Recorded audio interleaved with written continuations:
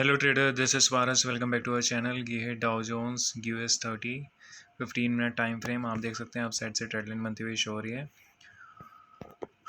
जो कि ब्रेकआउट नहीं हुई है, तो आप वेट कर सकते हैं इसमें ब्रेकआउट होने का।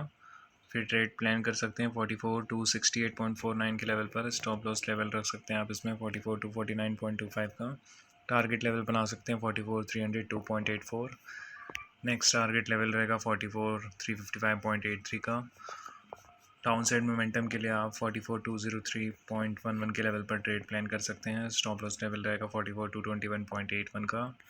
टारगेट लेवल प्लान कर सकते हैं आप इसमें 44 173.40। उसके बाद 44 140। नेक्स्ट टारगेट रहेगा 44 103.39 का। तो आप अपने रिस्क रिवॉर्ड रेशियो मेंटेन करके एंड फाइनेंशियल एडवाइजर से सलाह लेकर ही ट्रेड करें। Thank you so much video and तक देखने के लिए।